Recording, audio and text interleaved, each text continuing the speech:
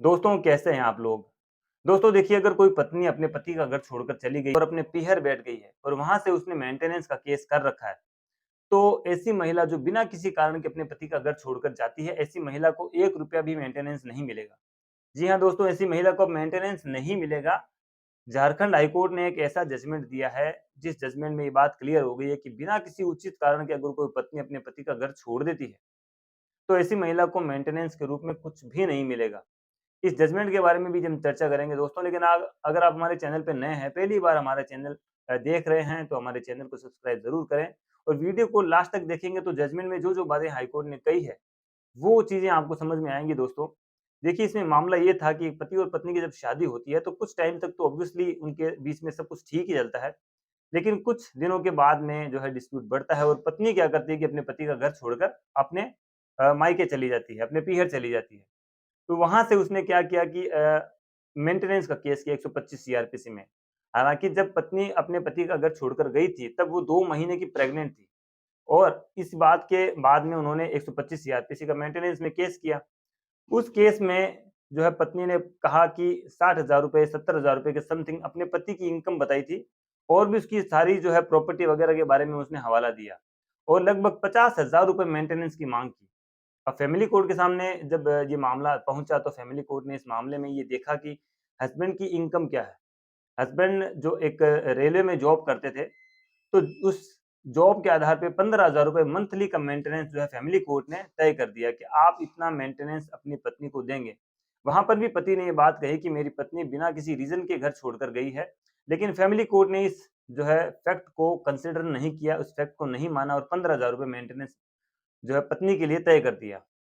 अब पति ने क्या किया कि इस ऑर्डर को चैलेंज किया हाई कोर्ट में। झारखंड हाई कोर्ट में जब ये मामला गया तो झारखंड हाई कोर्ट के सामने पति ने सारी बातें जो फैमिली कोर्ट के सामने रखी थी, फिर से हाई कोर्ट के सामने रखी और बताया और ये साबित भी किया कि उसकी पत्नी जो है बिना किसी रीज़न के उसका घर छोड़कर बैठी है। वो तो आज भी अपनी पत्नी को रखना चाहते हैं, लेकिन पत्नी जो है बिना किसी कारण के पति का घर छोड़कर बैठी है और जो मेंटेनेंस की माँग की जा रही है, वो बिल्कुल गलत तरीके से माँग की जा रही है, बिल्कुल इल्लीगल डिमांड है उनकी मेंटेनेंस की। तो हाई कोर्ट ने इस बात को कंसिडर किया और पति ने इस बात को साबित किया हाई कोर्ट में कि उसकी पत्नी जो है बिना किसी रीज़न के अपने पति का घर छोड़कर बैठी है। हाई कोर्ट ने इस बात से जो है सैटिस्फाइड होने के बाद में ये ऑर्डर दिया कि जो मेंटेनेंस 15,000 रुपए का फैमिली कोर्ट ने तय किया था, उसको खारिज किया सबसे पहले।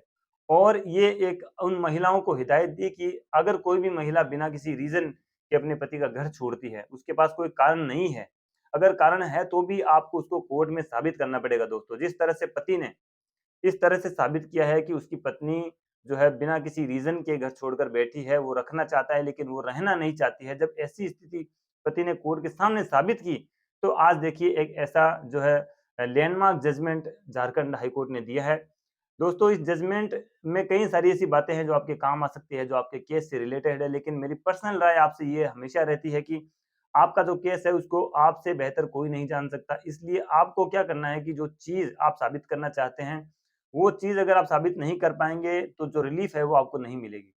अब इस मामले में भी पति ने ये चीज़ साबित की है कि उसकी पत्नी बिना किसी रीज़न के घर छोड़कर बैठी है। सिर्फ़ ये जजमेंट जज को देने से काम नहीं चलेगा आपका। आपको भी अपने मामले में ये चीज़ साबित करनी पड़ेगी कि किस तरह से आप जो आपकी पत्नी आपको बिना किसी रीज़न के घर छोड़कर गई है, आपके साथ में रहना नहीं चाहती है।